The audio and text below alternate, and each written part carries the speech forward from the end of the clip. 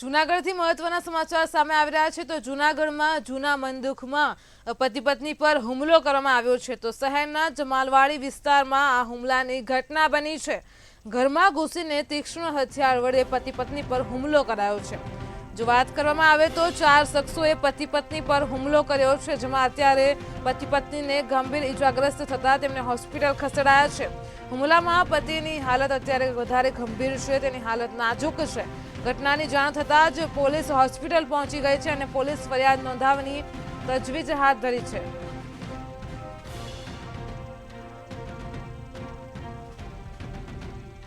તો આજ મુદ્દે અમારી સાથે જૂનાગઢથી સંવાદદાતા અમર બખાઈ જોડાઈ ગયા છે। તો જે અમર, જેવી રીતે જૂના મંદુકમાં પતિ પત્ની પર હુમલો થયો છે, શું છે સમગ્ર વિગત?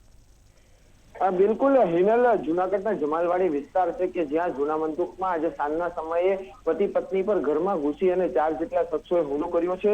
સમગ્ર ઘટનાની વાત કરવામાં આવે તો જે રીતે જૂના મંદુક અને જે ધંધાનો ખાર રાખી અને હુમલો કર્યાનું પ્રાથમિક અનુમાન છે તે મનાઈ રહ્યું છે। હાલ તો જે પતિ છે ઇકબાલભાઈ અશરફભાઈ પઠાણ, તેમને ગંભીર રીતે ઈજા પહોંચતા હાલ તેમની જે તબિયત છે તે નાજુક છે અને તેમને જૂનાગઢની સિવિલ હોસ્પિટલમાં સારવાર આપવામાં આવી રહી છે ને તેમની પત્ની ખેરુનબેન પઠાણને પણ જે છરીના જે ઘા લાગી ગયા છે ને તેમને પણ જૂનાગઢની સિવિલ હોસ્પિટલમાં હાલ સારવાર આપવામાં આવી રહી છે।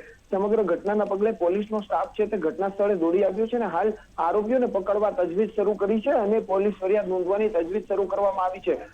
જૂના મંદુકની અંદર આ મારામારી છે તે ગંભીર ઈજાઓ પતિ પત્નીને પહોંચી છે, જ્યારે તેમની જે 2 બાળકીઓ હતી તે પણ વચમાં પડી હતી, જ્યારે આ જે શખ્સો છે તે માર મારી અને ત્યાંથી ફરાર થઈ ગયા છે અને હાલ પોલીસ દ્વારા આરોપીઓની શોધખોળ શરૂ કરાઈ છે। હિનલ, જી અમર, સમગ્ર માહિતી બદલ આભાર। તો જેવી રીતે અમારા સંવાદદાતાએ જણાવ્યું કે આ હુમલા દરમિયાન તેમાં નાના બાળકો પણ સામેલ થયા છે અને તેમને પણ ઈજા પહોંચી છે। તો હાલ અત્યારે પોલીસ તેમની શોધખોળની તલાશમાં છે કે કયા શખ્સોએ તેમના પર હુમલો કર્યો છે।